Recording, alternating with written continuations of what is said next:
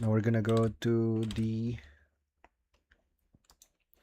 Introduction to the Embeddings with OpenAI API, which is the 6th course, and a Associate AI Engineer for Developers. So it's a career track. And we're already in the 6th course. This is probably having a bit more. But yeah, let's continue here. Now I think we need to create a new directory for this. So it's gonna be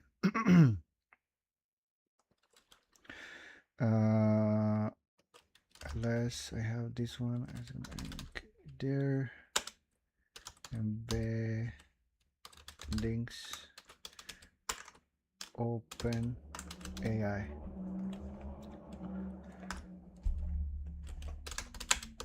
So let's go there. And now that we are doing this, let's close all of this. Now we have our give me 1 second, some client call me.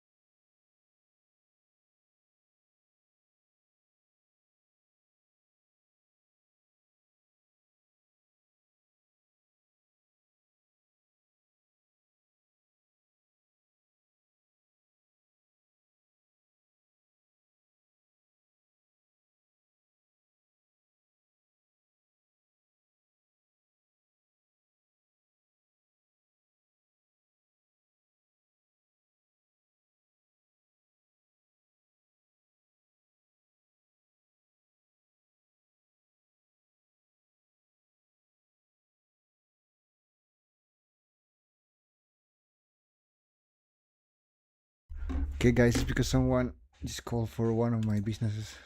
So anyway, give me 1 second. I'm just gonna send an SMS.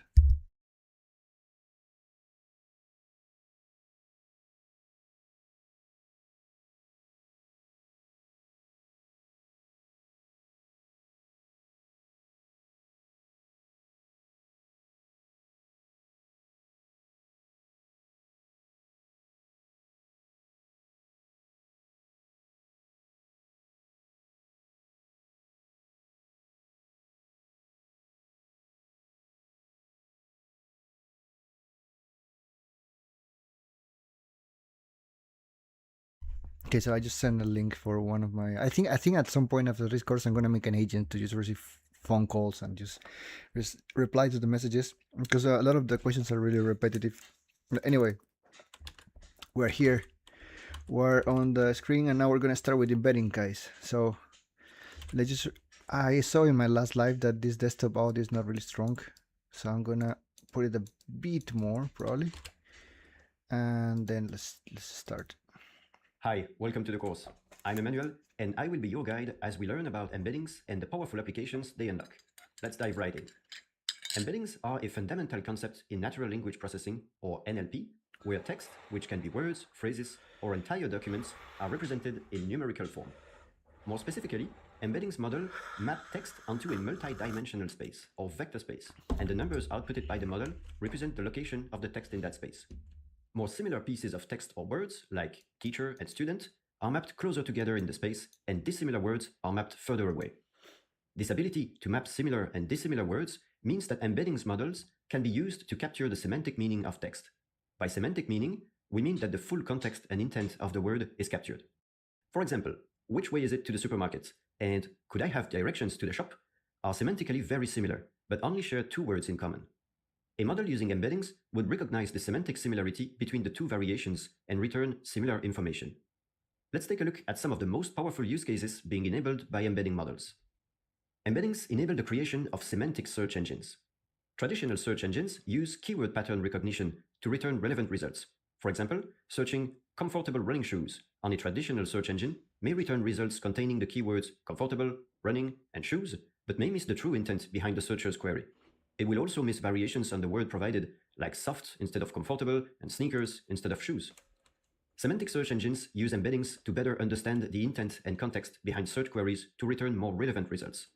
The search query would be passed to an embedding model to generate the numbers that map it onto the vector space, and the embedded results closest to it would be returned. Embeddings also enable more sophisticated recommendation systems. For example, a job posting website could use embedding models to recommend jobs for its users based on the description of jobs they have already viewed. Using a semantic recommendation system means that even if job titles vary, the system will recommend jobs with descriptions that are most semantically similar to the jobs that have been previously viewed. The final use case we'll discuss is classification, which works very similarly to recommendation. This can be used to classify sentiment, cluster observations, or perform categorization, all based on the semantic similarity between text. We could use embeddings to classify news headlines by embedding the headline and assigning the label closest to it. OpenAI provides access to their embedding models via the embeddings endpoint, and requests to it take a very similar form to other OpenAI endpoints. We'll use the OpenAI library to create requests to the OpenAI API, which also requires us to have an OpenAI API key. To begin our request, we first need to instantiate the OpenAI client and pass it our API key. To create the request, we call the create method on client.embeddings. An OpenAI embeddings model can be specified with the model argument, and the text to embed is passed to the input argument. We are specifying the input here as a text string, but the argument also accepts a list of strings. Finally, we'll call the model dump method on the response to convert it into a dictionary, which is easier to work with and print the result. The response from the API is extremely long, as the embedding models outputs 1,536 numbers to represent the input string. Because we converted response from the dictionary, which is easier. So you put the, instead of, you call the embeddings that create, you put the model and then you put the input, which is the text, and then work you with and print the result. The response from the API is extremely long. It's an object, which is a list, and then the data, and the embedding is a list. As the embedding models outputs 1,536 numbers to represent the input string. Because we converted the response into a dictionary, we can dig into it using lists and dictionary subsetting. Here we can print the full list of 1,536 numbers representing our text. We'll discuss these numbers in more detail next, but for now, let's practice.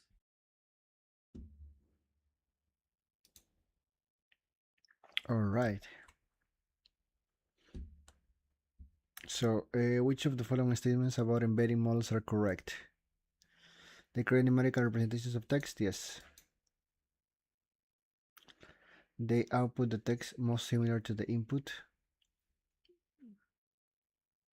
Not necessarily. It can be really different, but mathematically they could have the similar meaning. To capture the semantic meaning behind the text? Yes. Or in a piece of text? I am not sure. So this is okay. The embeddings applications. Embedding models convert text into numerical representations that are able to capture the context and intent behind the text. This unlocks powerful applications beyond what is possible with other types of AI models. In this exercise, you will test your ability to identify use cases for embedding models. So, customer reviews. So this transforms into numerical numbers, okay? Search engines also here in embeddings. House price prediction. I think this is not embeddings. This is just like probably some other ML technique. Categorizing products. This is also in embeddings. Book recommendation system. Probably also yes. Real-time stock trading. This is not embeddings. This is also some any other ML technique. That's good.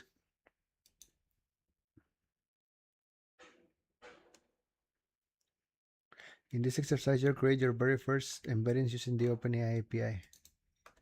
So here I will do OpenAI, and this will be client.embeddings.create, and then I do this, and then inside of here I pass the model, which will be this one here.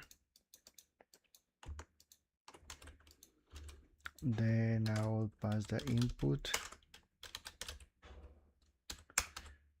which text, is it text input? Yeah, let's create this.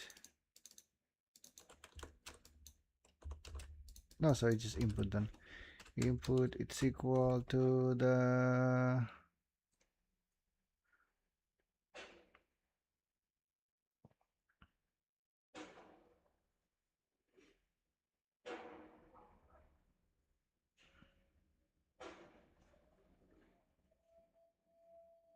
okay, text that you wish. Okay, so why does the cow, or why when the sparrow was selected as the best culinary destination in the world? And then in the response I should get response, and it was response something like dumps, and then I'll get the response dictionary. What even? Okay, it's also the same problem that we had before. Maybe we need to just reload the page. All right, so let's do this.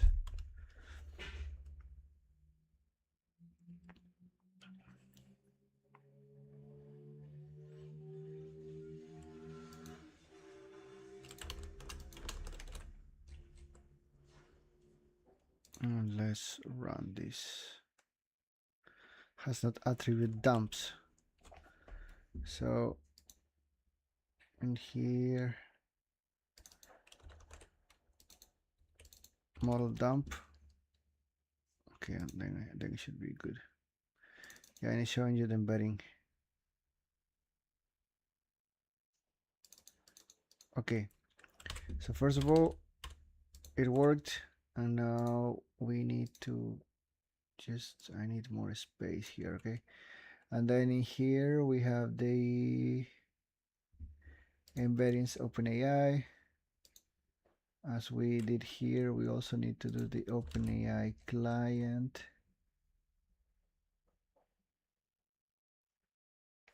Yeah, so we need to put here in embeddings too, and then here we're gonna make a new file, which is gonna be touch1 embeddings example, embeddings example pi. Then we already have it here in embeddings. Then here we can copy this code, but because we have already defined the client, I will just do from OpenAI client import client. So it's the same client, but in this case we will use the embeddings, not the completions. Because as you remember in the other where was this? And here we were doing the chat completions create. Now to create the embeddings we need to do this. Okay, so now let's run this. And we need to see the log of the embeddings, which is the dictionary. Let's wait for a few seconds to. Yeah, it's really big. Whoa, it's huge.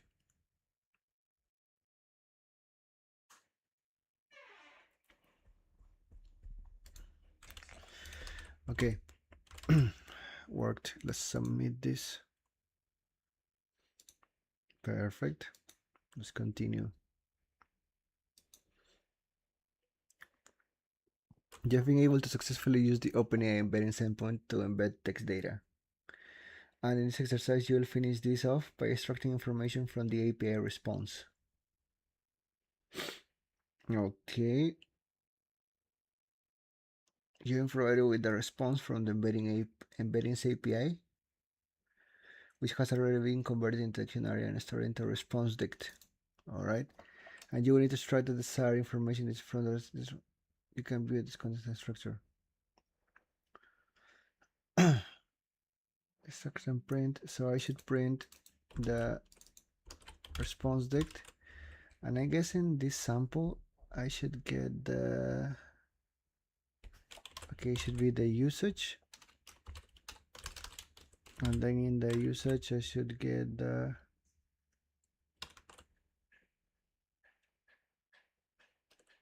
total tokens.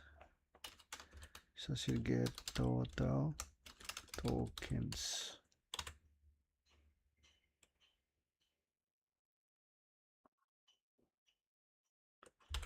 All right, 6.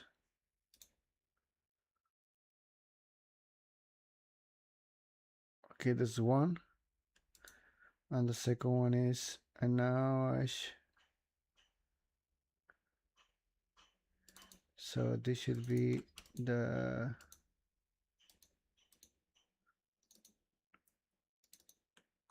response dict, and then here I should get the total tokens. No, embeddings, right? So in this case I'm going to do the data, then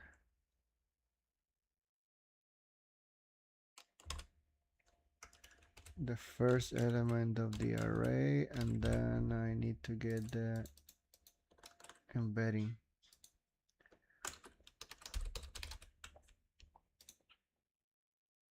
And this is the array. Awesome. So now let's do this copy. Not here, here. And there's gonna be 2 embeddings response. In that case we do the same, but in this case we're gonna print the and in the first exercise is gonna be this total amount of tokens, and we're just gonna put it there directly in the second one, all of the embeddings. So if we run this one, which is gonna be 2,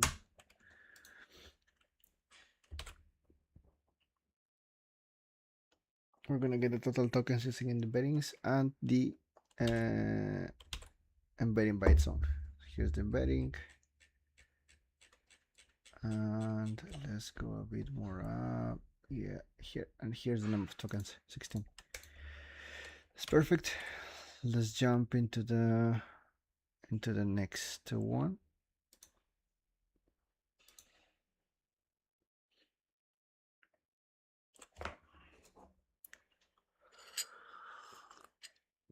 Now investigating the vector space. Welcome back. In this video, we'll discuss embedding multiple inputs and how to store, handle, and explore these embeddings. Let's dive in. We'll be working with a dataset of news articles stored in a list of dictionaries. Each article has a headline stored under the headline key and a topic stored under the topic key. We'll embed each headline's text and add them back into the headlines dictionary stored under the embedding key. To start, we'll extract each headline stored under the topic key, the head of dictionaries. Working with a dataset of news articles stored in a list of dictionaries. Each article has a headline stored under the headline key and a topic stored under the topic key. We'll embed each headline's text and add them back into the headlines dictionary stored under the embedding key. To start, we'll extract each article's headline using a list comprehension. accessing the headline key from each dictionary. To compute the embeddings, we can pass this entire list as an input to the create method. Patching the embeddings in this way is much more efficient than making API calls for each input. The response output only differs from the single input case in one way. Where before, the list under the data key contained a single dictionary for the embeddings, in the multiple input case, there is one dictionary for each input. To extract these embeddings from the response and store them in the articles list of dictionaries, we loop over the indexes and articles using enumerate. For each article, we assign the embedding at the same index in the response to the article's embedding key. Let's print the first two articles. Voila! We've successfully created embeddings for multiple inputs. Let's investigate these numbers more closely. For the first article in the list, the embeddings model returned 1,536 numbers representing the semantic meaning of its headline, or in other words, its position or vector in the vector space. Let's take a look at another, longer headline. We get 1,536 numbers again. This is a key property of OpenAI's embedding models. They always return 1,536 numbers, no matter the input. Let's visualize our embeddings to better understand the model's results. We'll first need to reduce the number of dimensions. Okay, so as far as I understand, we always generate the same amount of number of embeddings. So the length of the array is always the same. Let's visualize our embeddings to better understand the model's results. We'll first need to reduce the number of dimensions from 1,536 to something more manageable, like 2. There are a lot of techniques for performing dimensionality reduction, but we'll be using tsne, or T-distributed stochastic neighbor embedding. Although we won't be going into the mechanics of how tsne works, you can check out the datacamp link to learn more. We'll implement tsne using scikit-learn, a popular Python package for machine learning tasks. First, we import tsne from sklearn.manifold and numpy as MP. Next, we'll extract the embeddings from our articles list of dictionaries using list comprehension. To implement tsne, we create a tsne instance and assign it to the tsne variable. We've specified two arguments: n components, the number of dimensions we want to reduce to, 2, and perplexity, which is used by the algorithm in the transformation. The default value of 30 is normally fine, but for smaller datasets, it must be reduced to a number less than the number of data points. We have 10 articles in our dataset, so we've reduced perplexity to 5. Finally, to perform the tsne transformation, we call the fit transform method on the tsne object, passing it the embeddings as a numpy array.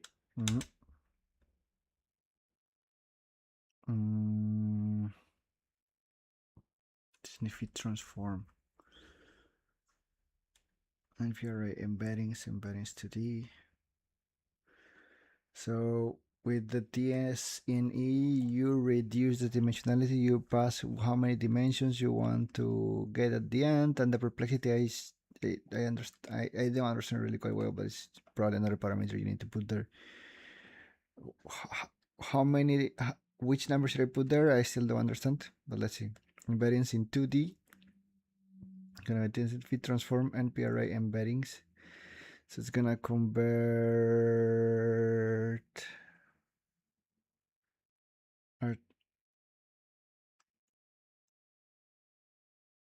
so it's gonna convert an array on arrays into an numpy array, because that's probably what the fit transform receives. This will return the transformed embeddings in a numpy array with n component dimensions, which we can now visualize. Although tsne is useful for exploring and visualizing higher dimensions, it will result in the loss of some information in the transformation, so it should be used with caution. To visualize these transformed embeddings, we call plt.scatter from matplotlib on the first and second columns of the embeddings 2D array. We'll also include some code. What? plt.scatter from matplotlib on the first and second columns of the embeddings 2D array. So I'm gonna print and the first and second column of the. So now I have the 2D array, and I'm gonna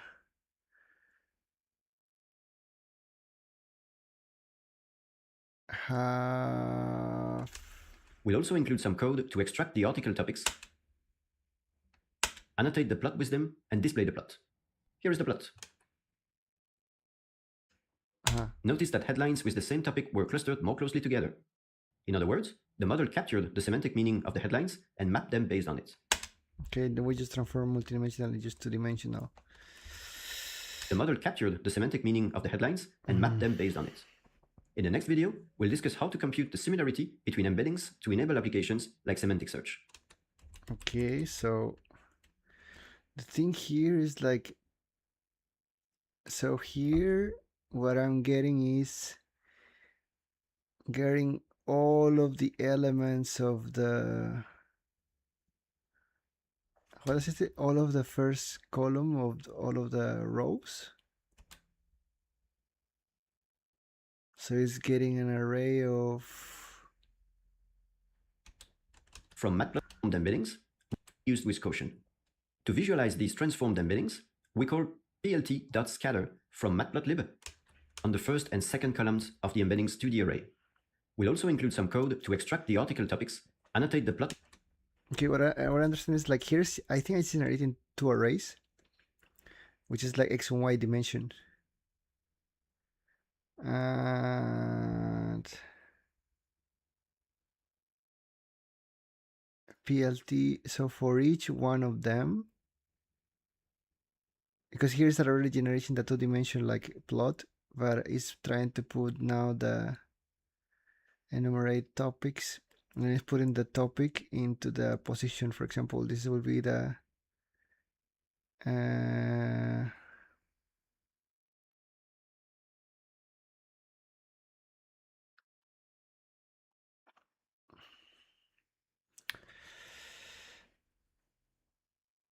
why so here is trying to do what, like it's trying to put in the same point as we did here.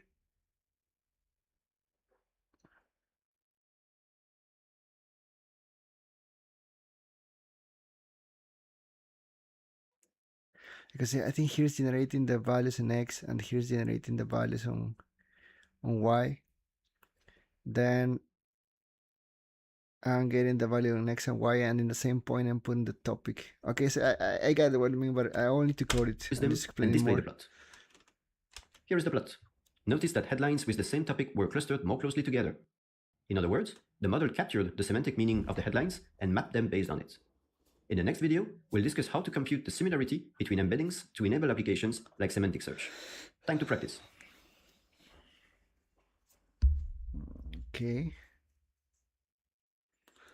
Okay, guys. I think I'm gonna stop here. I'm gonna take a walk with my dog, take a small shower, and then continue with this. Okay.